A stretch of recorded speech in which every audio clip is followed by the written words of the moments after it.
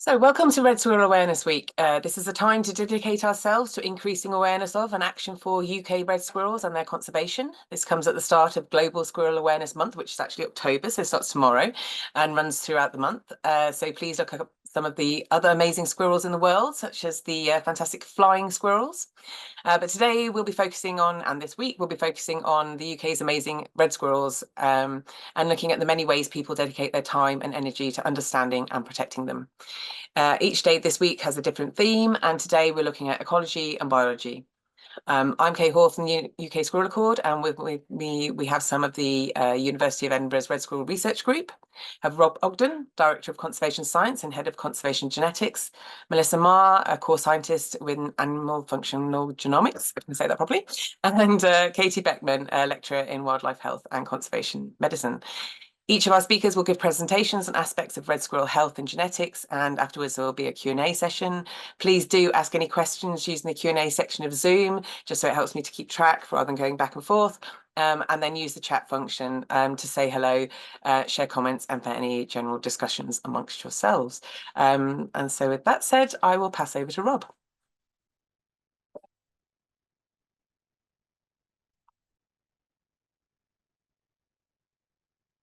Thank you very much, Kay, for that introduction. Good afternoon, everybody. As Kay said, my name is Rob Ogden, and I lead the Conservation Science Group here at the University of Edinburgh. I'm not really going to give a main presentation today. I'm just going to give you a very brief background to the use of science in conserving red squirrels in Scotland and a little bit of an introduction to our group. So I'll just take about 3 or 4 minutes of your time before I hand over to the main scientific presentations.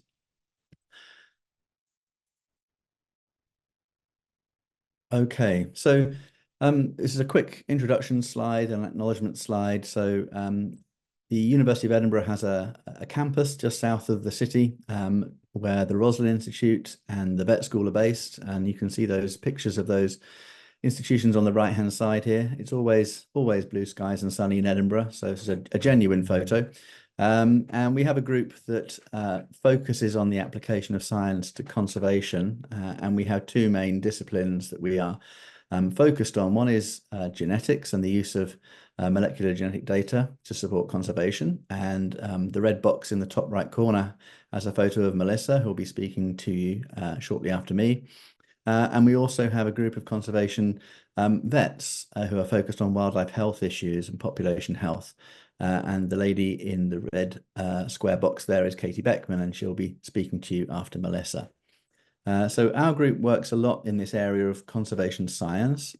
And conservation science is really about trying to provide an evidence base from many different disciplines to support conservation management and also to inform conservation policy. And so it's a fairly broad cross-sectoral series of disciplines, not just the natural sciences, biology, chemistry, physics, but also increasingly social sciences, and also a focus on the use of technology. So everything from looking at disease diagnostics through to remote sensing.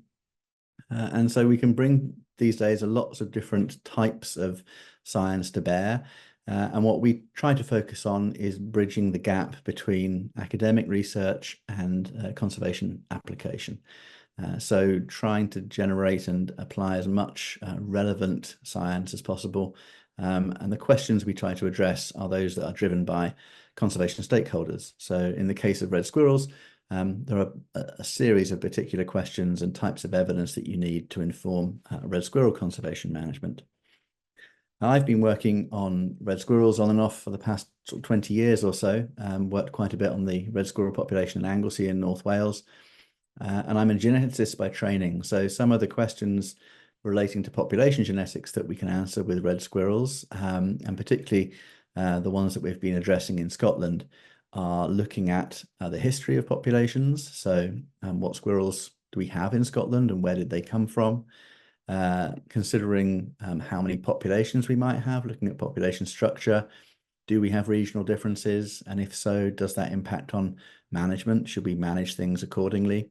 And when we're designing areas for particular conservation or translocations, do we need to take population structure into account if we find it?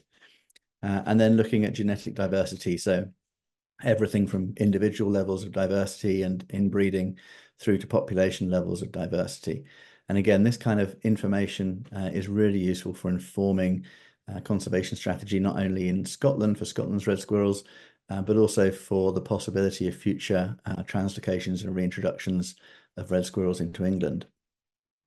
Beyond genetics, then we also are looking at population health.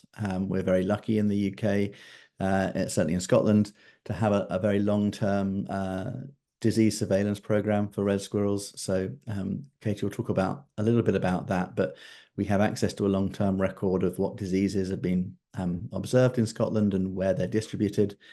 We're also interested in that understanding if they have got diseases, how does that impact on their survival or their competition with grey squirrels?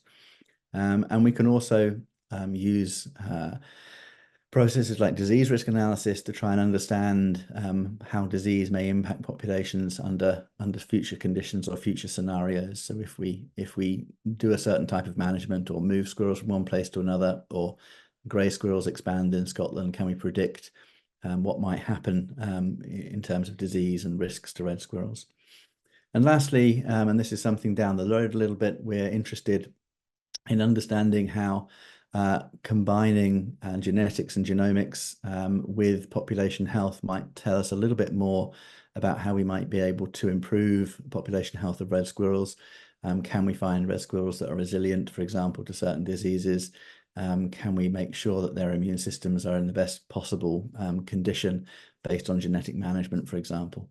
So these are some of the long-term aims within our group to try and support the survival and improvement of red squirrel populations in Scotland, but also help inform conservation of red squirrels elsewhere in the UK. So that's a very quick whistle-stop tour of how we go about doing what we do in Edinburgh as a sort of framework. But now I'm going to hand over to Melissa Marr, who's going to tell you about the work that she's been doing on red squirrel population genetics and their application to conservation in Scotland. And I think, as Kay said, we'll be taking questions at the end of both talks. So please feel free to note them down and then ask them at the end. Thank you very much. Thank you, Rob.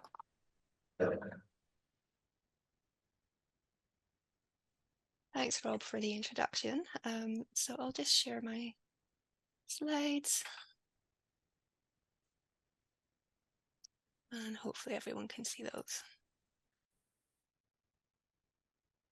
Yeah, they look great. Fantastic. Okay, so thanks, Rob, for the introduction, and also to Kay for the invite to come and speak today. I always love an opportunity to come and speak about red squirrel genetics.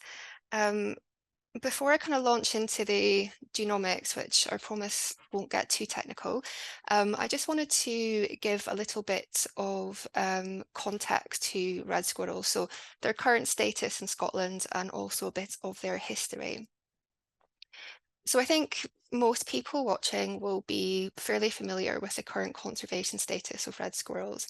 So they're a native species to Britain, and at one point they would have been found from Land's End to John O'Groats, wherever there was woodland or forested habitat. But this changed in the 20th century with the introduction of the North American grey squirrel. So this species is an ecological competitor.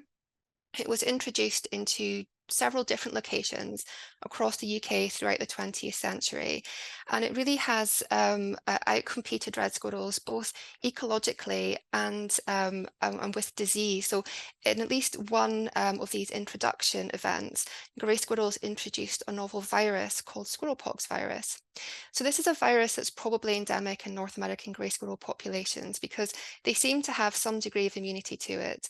They don't show any symptoms, but in red squirrels, this disease is almost always fatal. And this has led to the situation that we have today, where we have this really remarkable replacement of red squirrels by grey squirrels throughout mainland England and Wales.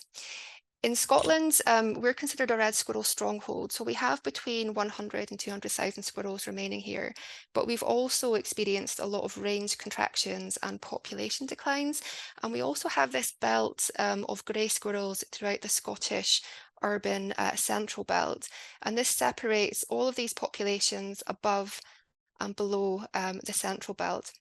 So even though we have a substantial population here, Scotland's red squirrels are also in need of conservation attention. And this isn't the first time that red squirrels have been in trouble in Scotland. So if we go back to the 18th century, which predates the introduction of grey squirrels, we have a population crash in red squirrels. And this is attributed mainly to habitat loss. So at this point in time, there was lots of deforestation, mainly for industry. And the red squirrel population either went through a near or a complete extinction event. Scotland was then restocked with red squirrels from populations in England and continental Europe and Scandinavia. We don't know a huge amount about this process, so we don't know exactly where these animals came from. Some authors have attempted to identify introduction sites. So on this map on the right, these circles represent potential introduction sites and the dates of those introductions.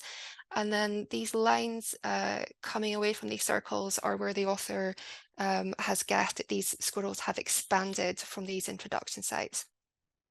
So this would have been a very uncoordinated effort. So we're talking very small amounts of squirrels have been introduced into disparate locations throughout Scotland. Now, these populations did quite well, but then in the 20th century, we have the introduction of the North American grey squirrel, and red squirrels again go into severe decline. And this is the situation that we're currently in at the present time. So there are many conservation measures that have been implemented around Scotland for red squirrels. I'm not going to go into these in too much detail, but just to kind of say that they focus mainly on disease surveillance, disease control, control of grey squirrels, particularly across the Highland line. So this is an area like a buffer zone, which we have grey squirrel control to stop grey squirrel incursion northwards. And there's also a lot of grey squirrel control around Aberdeen and Aberdeenshire. Also worth noting is we have some translocations in the Highlands. So this is where reds are being taken from populations around Inverness and Moray and translocated into areas of the Northwest Highlands, which have habitat available for red squirrels, but which currently don't host any red squirrel populations.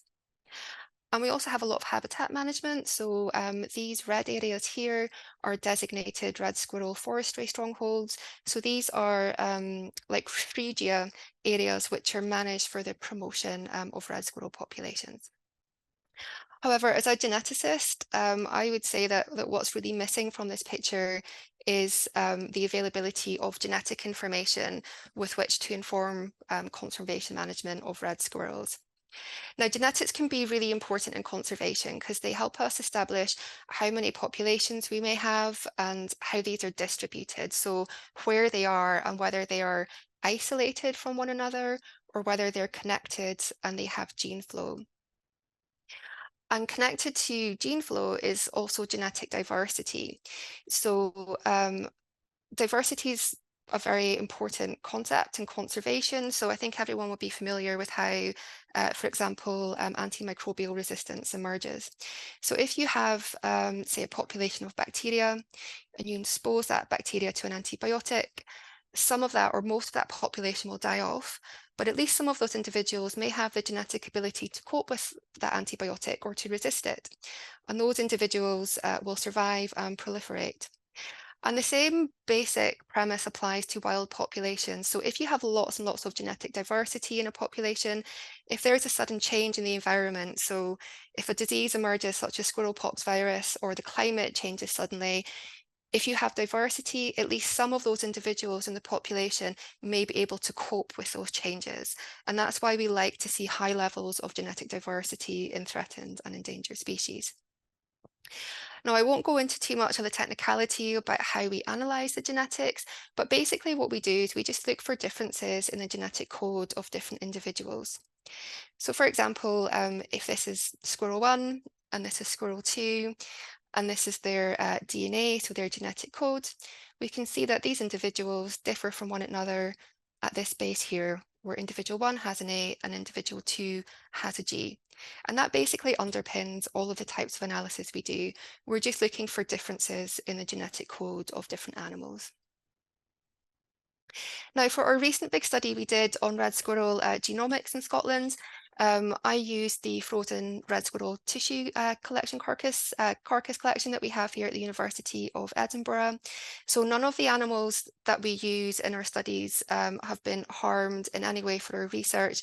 They're all animals that have been found deceased, either from road traffic accidents or from natural causes such as disease.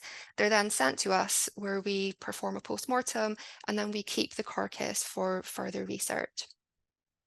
So I sampled around 90 squirrels from around Scotland, and from these tissues I did some DNA extractions, and that DNA was sent away for DNA sequencing. And what that does is give me back the genetic code for every individual in the study, and I can then compare them to each other. So the first set of results I had for red squirrels in Scotland was to look at their population structure. Now, on the left, what this plot shows is an individual dot for every individual squirrel in the study. Now, squirrels that are genetically very similar to each other, they will tend to group together. And what this does is show us our population groupings. So here we have around 4 mainland populations, and these are the highlands here in blue, which correspond to this region here. We have a northeast Scotland population here, which is up here around Aberdeen. We have a central population in green here. So this is kind of Fife, Loch Lomond and the Trossachs and through into the west of the country. And then we have a southern population, which is below the central belt. And this is the Scottish borders and Dumfries and Galloway. And then we have one island population, which is here on the Isle of Arran. I then went on to look at gene flow, which is to look at how red squirrels are moving around the Scottish landscape and how connected these populations are to one another. And in this map, areas of brown and orange are areas of low gene flow. So these are areas where squirrels are not utilising the landscape and they're not mixing with each other. And areas which are blue and white are areas of high gene flow, so areas where squirrels are mixing with each other. And this is really interesting because it shows us that there are both natural and artificial barriers to movement around Scotland for squirrels.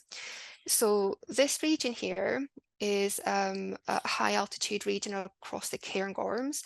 So there's not much woodland cover here. So squirrels can't utilise this area simply because there's no habitat there. So for squirrels up in the Highlands, the only route down into kind of central Scotland is down this northeast corridor.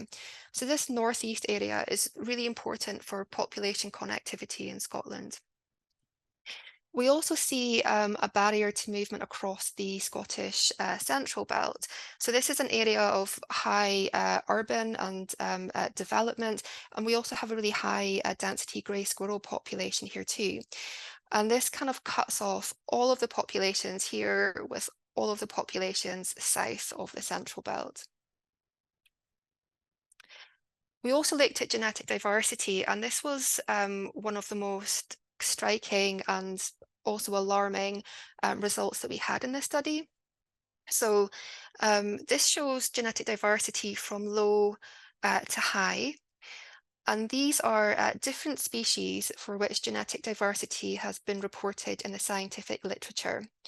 And these are our samples here. So these are Scottish red squirrels. And as you can see, these are down at the very end of this spectrum.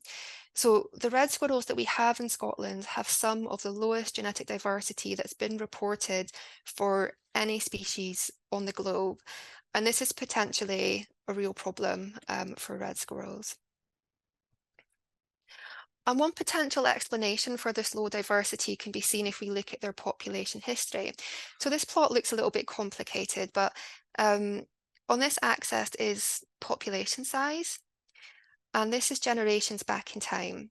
So if this is the present day, and this is 64 squirrel generations ago, and if a squirrel generation is around 3 years, then what we see here which is around 200 years ago, or around about the 18th century, is that we have this really severe and sudden drop in population size for all of the squirrel populations across Scotland. And what we think's happened here is that this is roughly around the same time that we have this extinction and restocking event in Scotland. So we think what's happened is we've had a decline in the Scottish population because of habitat loss. Scotland has then been restocked from red squirrels from England and Europe. But because this was a very uncoordinated and unplanned process, we have very small numbers of individuals that have been reintroduced into Scotland. And what happens when you have very small numbers of animals that start a new population is that genetic diversity begins very, very low. And if you don't introduce more animals as time goes on, it can be really hard to recover that genetic diversity. So the populations that we have today in Scotland are probably made up of whatever remnant squirrels were remaining after the declines, coupled with small numbers of animals that were introduced from England and Europe, and that these have expanded, but they've never been able to recover the loss of diversity that they experienced a few centuries ago. Now, there's currently a review into red squirrel conservation happening in Scotland, and we're able to make a few what I think are important suggestions and considerations for this strategy. Now, because diversity is so low, we would recommend implementing some plans to elevate diversity. And one of the classic ways to do this in conservation is simply by mixing animals together from different populations. So this is one option, although we have to be very careful when we do this because we have a very complex disease landscape in Scotland. So it's not just squirrel pox. Squirrels suffer from a range of diseases and parasites and pathogens, and we don't want to be moving these around populations. We'd also recommend that when we start new populations, so for example, these new populations that are being founded in the Northwest Highlands, that if possible, we use individuals from lots of different populations to found these new populations. And that will help diversity kind of be elevated right from the very start. By using a single population that already has low diversity, and then taking a few animals from that population and using those for translocations, you're potentially increasing the problem of low diversity in the new area. And we've also mapped out for the first time population structure around Scotland, and we can see that there is significant population structure here. And so we would also advise putting in place measures that will conserve all of the diversity that we see around Scotland. And by improving the diversity and the health, genetic health of these populations up here, we could potentially create populations in Scotland that are of utility elsewhere. So for example, if the opportunity ever arises to expand or translocate animals into other areas of the UK, these could potentially be good source populations for that if we address the problems with diversity. And just to finish, I'd just like to say thanks to all of the team at Edinburgh. This was very much a team effort for this project. Okay, and I can now pass over to Katie. Thanks very much, Melissa.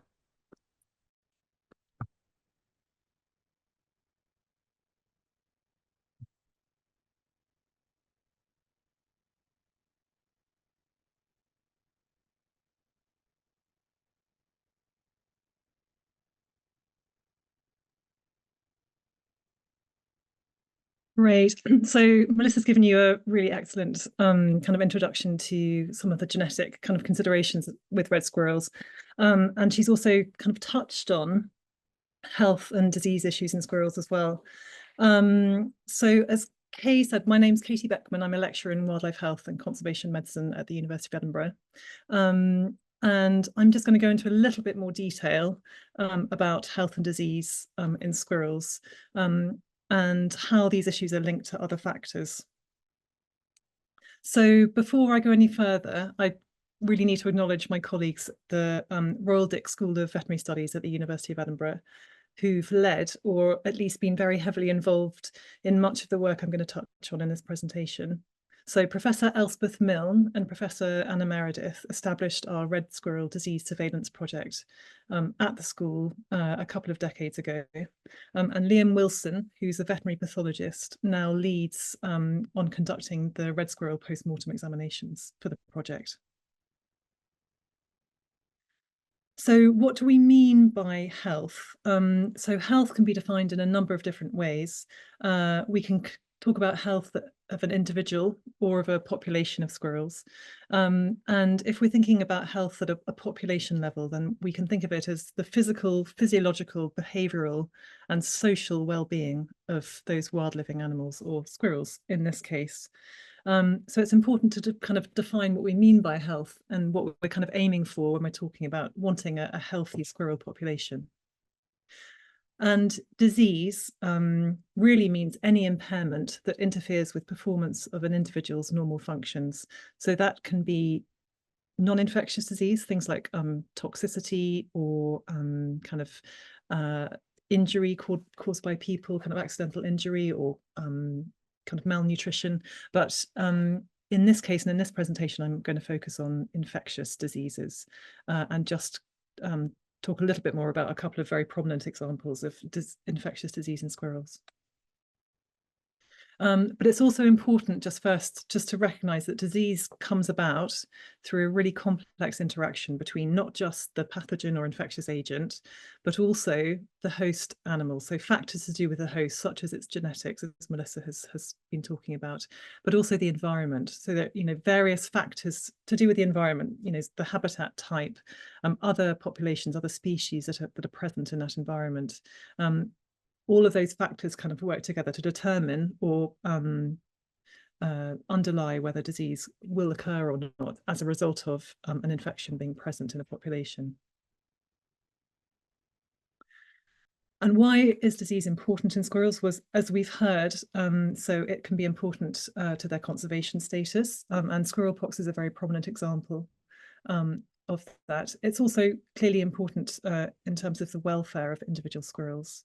In kind of relation to the conservation status of squirrels, when you have declines in a population through disease, then a disease process can obviously have kind of wider ramifications for the wider ecosystem and affect the health of the wider ecosystem and other populations of animals or plants. So in the case of squirrels, for example, you know, the kind of shift from red squirrel to grey squirrel kind of dominated woodland impacts kind of forestry and forestry management. Disease is also important sometimes from a human health perspective, which we'll come on to a bit later in the presentation. As Rob and Melissa have both discussed as well, it's an important consideration for any interventions we're going to do with red squirrel populations, such as translocations or reintroduction projects. And then finally, you know, disease problems such as squirrel pox can be really expensive to manage and deal with. So once disease is in a wild population, and now we have squirrel pox kind of rife in grey and some red squirrel populations that overlap with grey squirrels, obviously the costs of kind of managing this disease are quite substantial. So Melissa has talked about red squirrel declines, and grey squirrels clearly have a lot to do with red squirrel declines, particularly over the last century. And grey squirrels are ecological competitors, but also, as Melissa's mentioned, a reservoir species for squirrel pox virus. So that means there are species that carry the virus, as Melissa said, they carry the virus, but they're not actually they don't become diseased as a result of the infection, but they do maintain that infection kind of in the ecosystem, and they are a source, kind of persistent source of infection for red squirrels, which means we call them a reservoir host. But you know, habitat loss and fragmentation, kind of loss of forests and fragmentation of forests and woodland clearly is another really important factor in red squirrel declines. But just talking about squirrel pox, so we'll just come on to think about that a little bit in the next few slides. So this is a nice kind of timeline that was published by the Morden Institute that you can find online, just describing the kind of timeline in terms of from when grey squirrels were introduced into the UK from America, and then the points at which kind of disease was observed in red squirrels, and kind of later diagnosed. So grey squirrels were introduced somewhere kind of from around 1876 onwards in a number of introduction events, as Melissa described. And then from around 1900 onwards, disease outbreaks started to be observed in red squirrels. And this was also in kind of concert with kind of large mortality events in red squirrels, in diseased squirrels. It was then many decades, so over a century after grey squirrels were first introduced into the UK, only at that point was the cause of this disease determined. So it was determined that these disease outbreaks were being caused by a virus called squirrelpox virus. And this is what the virus looks like down an electron microscope. So it took a very long time to actually establish the cause of this problem. And then subsequent research showed that grey squirrels were carrying the virus and that they were a reservoir for the virus. So it's now clear that squirrelpox is a really important factor in red squirrel declines. As I've said, not the only factor, but part of the big picture. In areas where grey squirrels and red squirrels overlap, red squirrel declines can be 17 to 25 times higher where squirrelpox virus is present in that grey squirrel population than in areas where populations of reds and greys overlap, but the virus isn't present. But the risk from squirrelpox virus also really depends on other factors. So as I've mentioned, kind of environmental factors are really important. So the density or the size of the population of a grey squirrel population will influence the likelihood of squirrelpox being able to persist in that grey squirrel population and of being transmitted to red squirrels. And, you know, in turn, the type of habitat, the type of forest cover or woodland cover influences the size of the grey squirrel population and the density of that grey squirrel population. So, you know, there are lots of kind of factors, kind of interconnected factors here that are influencing how much of a risk squirrelpox virus is to red squirrels when these populations are overlapping. So just to kind of summarize, squirrelpox is clearly important in terms of the conservation status of squirrels. Similarly, in terms of kind of wider ecosystem health, because it causes, it's one of the factors causing red squirrel declines. It's has welfare impacts for individuals who are affected. It's relevant in terms of population interventions and translocations. We don't want to be moving red squirrels that are infected with squirrelpox virus and transferring the virus between populations. But similarly, and probably the most prominent concern is if we're translocating red squirrels into an area where there are some grey squirrels or where there's overlap between those populations. And we don't want red squirrels to be suffering from squirrelpox in that kind of release area, because, as I say, that influences conservation outcomes, but also welfare outcomes for those individuals. And as I've said, there are financial costs associated with managing this disease. And Melissa's talked about some of the wider kind of surveillance and control measures that are currently being currently taking place in Scotland in terms of grey squirrel control and also squirrelpox virus surveillance as well. So as we've mentioned, red squirrels also suffer from a number of other disease conditions and a number of other parasites and pathogens. And I don't have time to go into all of those in detail today, but I'll just touch on another disease which is of real interest in red squirrels, which is squirrel leprosy. And it's interesting for kind of different reasons to squirrelpox virus. So this is a bacterial disease, and it was actually the first bacterial disease to be diagnosed in human medicine in the 1800s. It's still an important disease in people in some countries around the world, but the kind of ecology of the disease, so how it kind of persists in these places, and what the kind of reservoir hosts are or reservoirs are of the infection that are basically kind of the source of infection for people, is actually surprisingly still very poorly understood. In the UK, as everyone will know, it used to be a common disease in medieval times, but it hasn't been seen in people in the UK for many centuries. And it hadn't been seen in any other species either until about 10 years ago. Colleagues here at the University of Edinburgh and other colleagues around the UK showed that red squirrels in the UK are infected with leprosy bacteria, leprosy bacilli. And this was a really interesting kind of novel finding.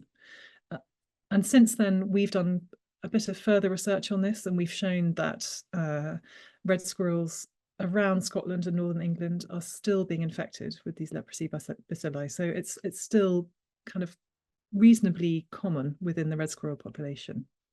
So this means that they're either the infection's either kind of persisting in the squirrel population, or that somehow squirrels are being very commonly exposed to the infection from other species or other kind of places in their environment where they're acquiring this infection from. And there are still, as I say, lots of questions surrounding kind of what's going on here and how it's persisting in the UK. So there's also been some recent kind of interesting research from scientists at the University of Cambridge and the University of Leicester, showing that the same strain of leprosy was present in people who were affected with leprosy in the Middle Ages, and also squirrels living in close proximity to these people. It's very easy for people to kind of quickly blame squirrels and say, oh, so squirrels are obviously the source of infection in people, but it's probably a more complicated picture. We don't know. But still, there are no proven or known cases where people have become infected with leprosy from squirrels. And it's likely, that there might be transmission both ways, that squirrels could also be picking up the infection from people. So, as I say, lots of questions, but leprosy is clearly important, potentially of relevance in terms of human health, particularly in trying to understand the context of why leprosy is able to persist, not just in the UK, but also in other countries as well. And it's important from the perspective of population interventions and the welfare of squirrels as well. We don't, at the moment, believe it's having very notable conservation impact, but we don't know. We don't have enough information to determine that at the moment. It's a much more kind of long-term chronic disease than squirrel pox. So what can you do, very briefly, what can you do in terms of kind of working to kind of better kind of squirrel health in the UK and helping our efforts in terms of disease surveillance and research? So you can report sightings of sick red squirrels to Saving Scotland's Red Squirrels, and there's an email address that you can contact. You can also, if you find dead red squirrels, you can also submit them for post-mortem examination. In Northern England, the APHA, that's the Animal and Plant Health Agency at Penrith, receive red squirrels for post-mortem. And as we've mentioned, here at the Royal Dick School of Veterinary Studies, the DICVET, we also have a red squirrel disease surveillance programme. So surveillance, as I say, so disease surveillance is valuable because it helps us to track the spread of diseases, and in particular squirrel pox. So recent work by my colleague Liam Wilson and other colleagues at the APHA showed that basically diagnosed the most northerly case of squirrel pox in a red squirrel to date in the UK, in a red squirrel near Fife, so kind of north of the Central Belt, which is a concern that we're seeing disease in squirrels kind of in a more northerly site. It also enables us to detect new threats such as leprosy in squirrels. The way we discovered that disease was through this post-mortem disease surveillance project. And as Melissa's also said, our research and this kind of increasing understanding about disease conditions in squirrels helps inform conservation action. And we work with all of these different organisations to help, as I say, inform conservation management of squirrels. So we have various questions. And if we go back to that image that I showed at the beginning of the presentation, if we think about squirrels specifically, diseases can be thought about as a kind of something that comes about as a result of an interaction between all of these different factors. So there are many kind of outstanding questions in relation to these kind of linkages that we'd like to explore further. In particular, as Melissa's mentioned, you know, is it that this poor genetic diversity that we're seeing in squirrels is increasing their susceptibility to disease? And if so, kind of how is that working? And, you know, if that's the case, then we could, you know, as Melissa said, manage populations to make them more resilient to disease. And then another aspect is this kind of link between habitat type and grey squirrel populations and the likelihood of disease outbreaks. So that's something else that we would like to, you know, look into in more detail in the next few years. And our colleagues, Peter Lertz, who's worked on red squirrels for many decades, and Andy White, who's at Heriot Watt, have already done over the last couple of decades some very nice kind of modelling work looking at risks of disease in different habitats and with different kind of scenarios of red and grey squirrel population overlap, which it would be nice to build on in future as well. And this is all, you know, with an aim of informing the management of these populations. So thank you very much. And I'd again like to thank those people I've already mentioned in the presentation, but many other colleagues as well, and all the organisations who've contributed to some of this work.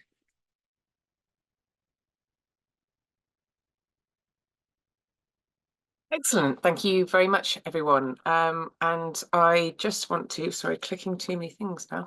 And I just want to highlight the importance of reporting any red squirrel sightings to the relevant organisations, and especially if you see sick and injured red squirrels around the UK, you can go to the UKSA website and go to report sightings, and you can find Saving Scotland's Red Squirrels, Northern England, Ulster Wildlife Trust, and Red Squirrels Trust Wales, and all of the volunteer groups there. So we'll move on to some questions. The first question is, Melissa, is the occurrence of genetically distinct populations an element of natural diversity in itself? It's a good question. It could be. It's quite difficult to disentangle because they have such a complex history, but possibly a few elements such as landscape, natural diversity, and also geographical origins of these populations. So at the moment, we don't know where these squirrels came from, but we're hoping to do some further research and get some data from European populations, and that might help us figure out where these introductions originated. And it may be that we have, for example, more Scandinavian introductions in one area, more English introductions in other areas, and that also has an effect on how the populations are structured. Thank you. Given the red squirrel population was supplemented in the 19th century by red squirrels from possibly England, have there been any genetic comparisons with English squirrel populations to see how closely related they are to the Scottish populations? Presumably the Dumfries and Galloway population have connectivity to the north of England squirrels and are genomically the same population? Possibly. So I'm afraid when we started this study, we were really hoping to include English samples, but due to COVID lockdowns, I wasn't able to get my hands on any samples from England. So opportunistically, we managed to get some samples from the museum in Scotland from Formby, and we were hoping that Formby could maybe be a representative English population, but on looking at the data, it looks like Formby may have its own kind of unique history, so it probably isn't representative of the larger English populations. But certainly for future research, that's one of the things that we're going to aim to do, is to get samples both from the northern English populations, and if we can find them, samples from some of the older, now extinct English populations too. Excellent, thank you. There's a question here about what is the source of squirrel leprosy and is it as serious as squirrel pox? Yeah, so as I was explaining in the presentation, so in terms of the source of leprosy, that is the question. That's one of the questions we don't actually know the answer to at the moment. We have ideas. So there's an idea that potentially rodents, small rodents, might be an important kind of species that kind of helps to maintain leprosy in an ecosystem, but we don't know. We don't know. So colleagues have on the continent have tested soil and other rodent species, and I can see there's a question about grey squirrels in the chat as well. And so far to date, all of those tests have been negative, but leprosy is a hard thing also to kind of grow and culture, and a hard thing to test for. So we're definitely kind of looking to do more work to try and answer that question. Okay, But, thank you. yeah. So leprosy not reported in greys at the moment then? It hasn't, to the best of my knowledge. No, I haven't heard of it either. No. But I'm not sure. I'm not sure how many. So in this country, we have tested some grey squirrels, but a relatively small number to date. On the continent, they've tested many more grey squirrels, and so far always haven't found a positive case. No. But okay, thank you. that's And not how to say serious? Oh, sorry. no, it's not to say that they couldn't be infected. You just have to make sure you're testing the right population. Is it a fastly mutating disease, leprosy, or is it quite stable? Yeah, it doesn't. It's not. Yeah, kind of quick mutation isn't an issue. No. It's just. It's actually more that it's a very kind of, I guess, persistent bug is more of the problem, both kind of in the wider environment and in terms of the disease it causes as well. So could grey squirrels pick it up? Is it possible for them to? Yeah, yeah, it's perfectly possible. Yeah, so it might just be that we haven't tested enough grey squirrels. Yeah, maybe the squirrel pox is killing off the leprosy. There is an interesting question as well about how the two kind of diseases interact. Yeah. And how serious is adenovirus?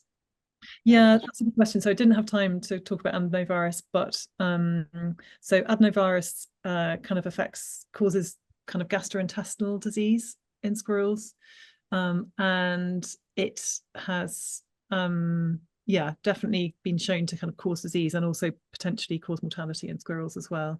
It's been a particular kind of problem to date, really, for I think captive breeding and kind of and translocation projects. So maybe perhaps when squirrels are a bit more stressed from kind of being in a captive environment or translocation, and then it's a concern. Colleagues here have done a little bit of research on adenovirus over the years. We know it's present both in grey and red squirrel populations, but it's certainly another pathogen that we need to bear in mind when we're moving squirrels around the country as well, because they can be susceptible to it. Yeah. There's a question about introductions and translocation, from bolstering wild populations from captive populations. I know that's not really going on in Scotland at the moment. It's more moving them around, isn't it? But to boost genetic diversity. So, I mean, that's a potential option. Sometimes what can happen with captive populations is that they can suffer from genetic issues related to small and isolated populations. So they can themselves have low diversity and also become quite divergent from wild populations. So while that's an option, before it's an option that we use, we should probably also do almost like a genetic inventory of the captive populations that we have, because they are potentially there to be used and a great resource, but we also need to look at the genetics and the health of those animals too. This question about something I've not heard about. I believe both red and grey squirrels can suffer from coccidosis. Is that how you say it? And is there a link between large pheasant populations and squirrel health? Yeah, tell me I'm saying that right. Yes, right. So coccidiosis is coccidia are protozoan parasites, so they're kind of single cell parasites that can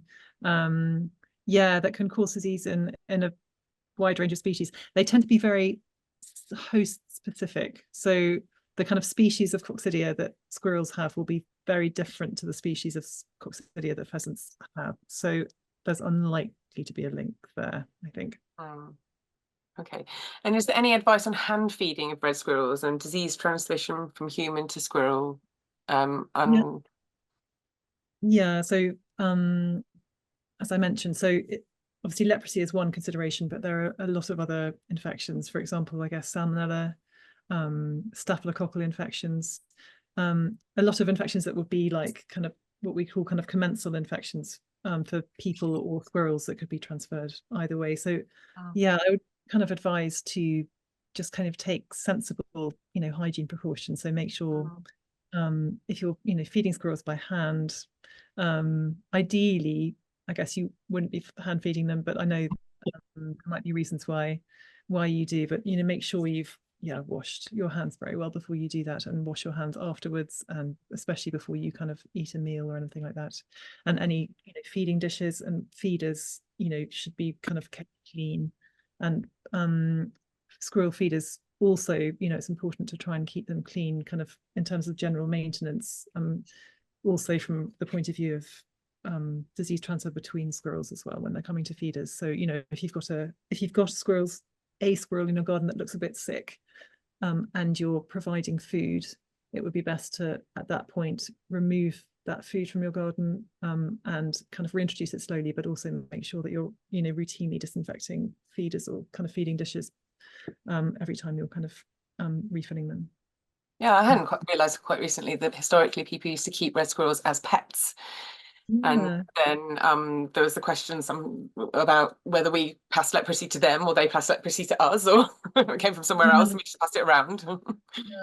Yeah, it sounds like in medieval times they were common, and perhaps that's one way. Perhaps that kind of close proximity was leading to transmission of leprosy between us and squirrels. But there were also, squirrel fur was also being traded a lot during those times as well. So there's also a hypothesis that it's that kind of fur trade that also helped to spread the disease. Yeah. There's a question around in the 94 researched on how many had diseases and which ones, and how many died from these diseases. So the 94 red squirrels that somebody was researching. Oh, does that relate to so that was the sample size that we had for the genetic study. So the cause of death wasn't so important for the genetics, because we weren't trying to relate the genetics to anything in particular, such as health or disease. We really just wanted to look at diversity and population structure. But we do have that information because all of the animals that come in here are post-mortemed, and if we can assign them a cause of death, then we do. And it is something that we would like to do with further research, is to look at the link between diversity and disease status and susceptibility to disease. Yeah, we have a new PhD actually, student starting tomorrow, which is great, and she's going to be working on that 94 whole genome data set with those kinds of questions in mind. There's quite a few, as you've heard from both Melissa and Katie, there are a lot of different avenues of research ahead of us, but one of them is to try and see whether we can explore associations between disease status and genomics. So that's hopefully something that will form part of this next PhD project. Thank you, Rob. There's a question around Kirkby Stephen, and you said quite a lot of red squirrels seen in their gardens, but it's collapsed recently. They heard it might be greys in the area, but they're not sure. If you're concerned about this, then do please go onto the UK Squirrel Accord website and go to the report sightings section and find who you need to report that to. It'll tell you there, depending on where you are in the UK, and report it to your local group or organisation, and to take it forward with them. That would be great. Why is the choice to obtain genetic samples from only deceased animals? Is this a licensing issue? Would there be additional benefit from sampling live animals, such as hair sampling? So we do also use hair samples. The choice for using deceased animals was because for this particular study where we're looking at the whole genome of an individual, we need lots of DNA, and we only really find that kind of yield of DNA from tissues that have lots and lots of DNA in them, and they tend to be things like the spleen, the liver, and the kidney. So we could potentially also use blood for whole genome studies, but the difficulties of getting licensing and permission to trap and to take blood samples from squirrels are quite difficult. So because we already have this massive biobank here, it's much easier for us just to use the frozen carcass collection that we already have. Somebody just raised the point that a lot of the people that are involved in the captive breeding program are part of the Red Squirrel Stud Book through the Welsh Mountains Zoo. So there's known genetics work going on there, I think, isn't there? So this question: leprosy seems high in Dumfries and Galloway. Of the reds you tested, 20 to 25%, right? Yeah. Yes, so that's probably because actually we have received probably the majority of our squirrel carcasses from Dumfries and Galloway. Right. Just looking back at that figure, I could share it, but basically, you know, we receive squirrels for post-mortem from across Scotland, and we used, like we did for the genetic samples, we used those squirrel carcasses as the kind of as our archive for this kind of most recent leprosy study we did. But yeah, we the kind of great volunteers in Dumfries and Galloway are really brilliant in terms of kind of submitting squirrels from there to us.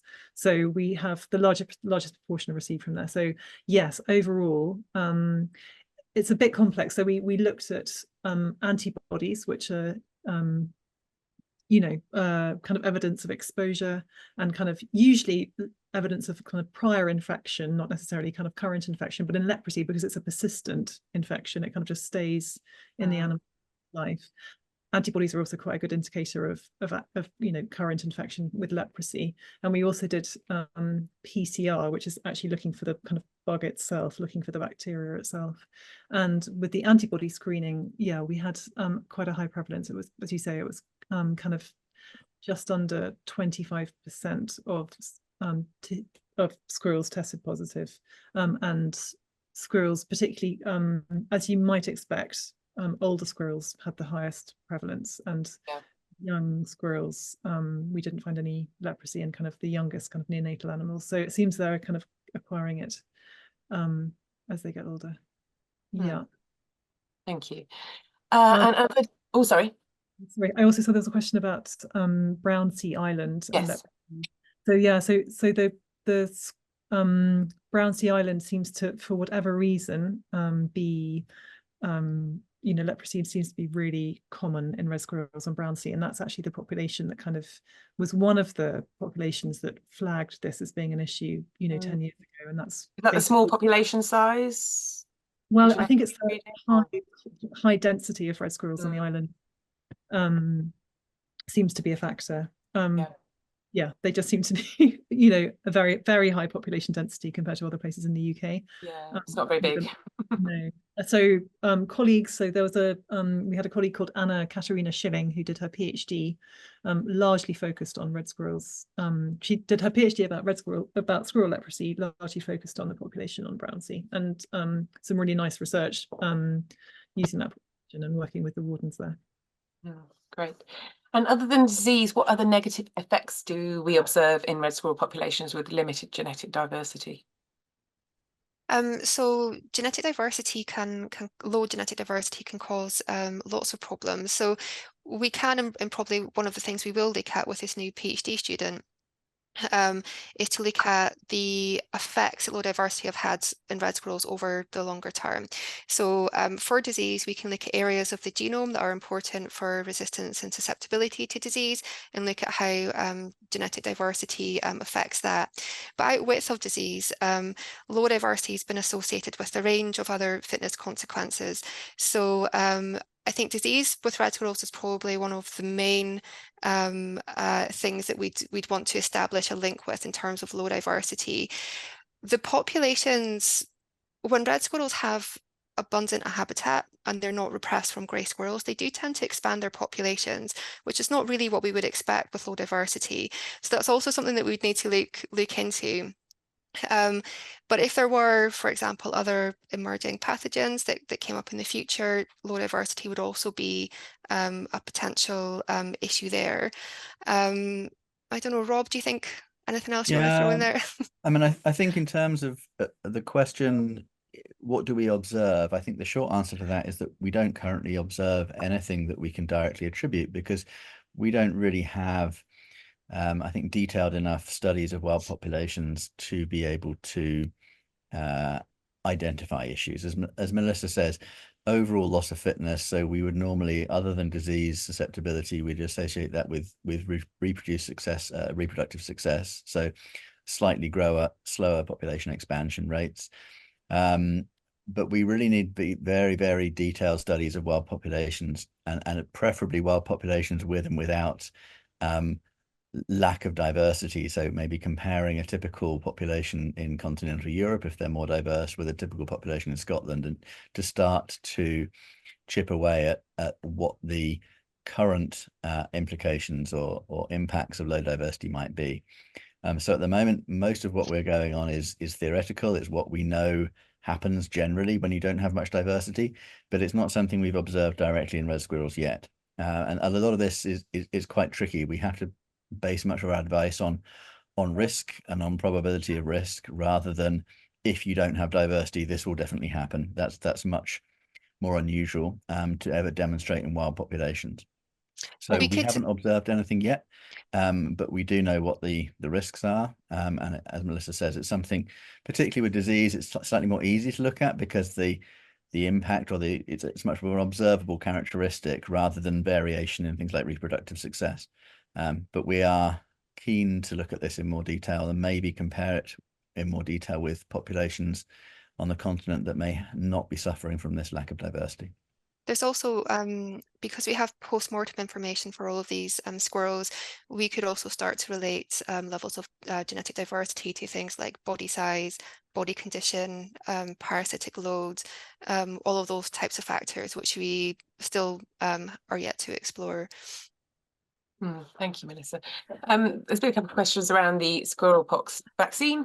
There was a petition raised last year, which went to the Welsh Senate, and then there's a debate in the Senate last September around whether Wales could put money into funding a squirrel pox vaccine research. That we recommended that they do a feasibility study. So at the moment, we do not know the true cost of how, what that would look like in terms of actual money, time, what route is the best route to go down, what impacts that could have, who would actually manufacture something that would be quite a small batch vaccine. And that feasibility study is still sitting with the Welsh government to carry out, and I believe it is being done. But if any of you have any views on a squirrel pox vaccine, do please say. Yeah, I've got my hand up, Kay, for that one. Go for it. Yeah, I mean, so squirrel pox vaccine, there has been one developed actually at the Morden Research Institute in Scotland. And because of the nature of this type of virus, developing a vaccine is not particularly complex compared to other diseases. But the major challenge, and the reason that it's not really gone much further, is delivery mechanism. So having a vaccine to squirrel pox is one thing. You would then need to trial it and demonstrate that it's safe. But the main challenge is how do you get that into the population at scale? And I think, well, if you take Anglesey, for example, and go back to when I was working on Anglesey squirrels 20 years ago, you may have only had about 50 red squirrels. I'm not sure what the population is now. I understand it's much more than that. But Scotland wide, for example, how would you deliver a vaccine to 50,000 wild red squirrels? That's where the, and they're highly reproducing, fast reproducers as well. Yeah, exactly. That's where the main stumbling block is at the moment. Actually, it's not the production of the vaccine itself. It's the delivery mechanism. So that's the challenge. Yeah. Did not the Morden Institute vaccine have some quite serious side effects still with it at that stage, I believe, and needed further refinement, and also that was quite a long time ago now, and vaccines have moved on since then. So I think it is useful to do this feasibility study to look at what might be out there. Absolutely, but I think also, one of the reasons it stopped when it stopped was not because they hit a technical dead end. It was because, in terms of the actual production of the vaccine, or making it safe, or making it more efficacious, it was because further down the road they said, okay, even if we do spend this money on the vaccine, we still have no way of delivering it. So until that problem is solved, it's probably not worth investing significant sums of money in vaccine production, because it's not the solution at this stage. So it needs to be needs to be solved all the way to the end of the process, including delivery, before it would really be worth investing more. But it's obviously has a lot of potential, but it's the devil is in the delivery, I think. Yeah. Katie, what are you going to say? Yeah, no, it was also to say, I think that partly that it's also how the vaccine would be tested. So it would need to be, kind of tested in a captive population before being rolled out to the wild population. And kind of there are lots of there are various kind of I guess kind of legislative and kind of animal welfare or ethics kind of hoops to jump through in order to get a vaccine that's ready to be trialed, even be trialed in a wild living population. Yeah. And if you're looking at, I mean, we certainly with the fertility control work, we're taking a successful injectable immunocontraceptive and turning it into normal format, because capturing and injecting 3 million grey squirrels is impossible. So if we succeed in this, then that oral format might be explorable in the future, but we don't know at the moment. So. Yeah, I think to say, so for wildlife, so for vaccines in free living or wild living kind of wildlife populations in general, there are a lot of diseases like this for which, a vaccine seems like a really nice answer, but it's really complicated and also quite expensive to get to the point of having a vaccine that works. And, that would be, a good example would be a TB vaccine in badgers, for example. So still at the moment, badgers are being vaccinated, having to be vaccinated by hand, with an injection. Yes, yeah. And, you think how many years of research and work has gone into that and is still going on to try and get something that's, that's can be rolled out kind of more easily and less expensively.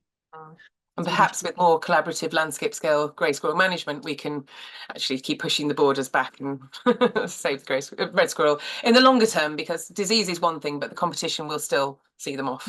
Exactly, as you say, it's kind of about always kind of the bigger picture and underlying issues as well as disease. And at the moment, given the small population size of red squirrels and their poor genetic diversity, there are other disease issues which, if squirrel pox was kind of eliminated, there might well be other diseases that then become more important as well. So yeah, as you say, kind of the main problem is the invasion of grey squirrels and yes, definitely underlying a lot of this.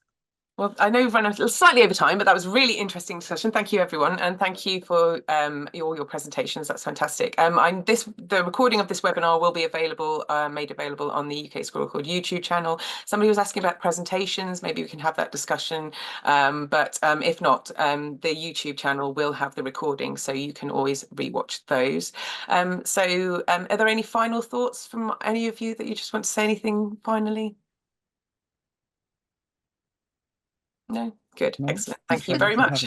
Thank you for being our first webinar for Red Squirrel Awareness Week. If everyone wants to get involved with the rest of the Red Squirrel Awareness Week, you can find more on the UK Squirrel Accord website. So I'll just want to say thank you very much to to Rob, to Katie. So I was reading someone's name then, and to Melissa. And hopefully see you tomorrow for our UK Red Squirrel Conservation Update. Thanks very much, everyone. Bye. Thank you. Bye.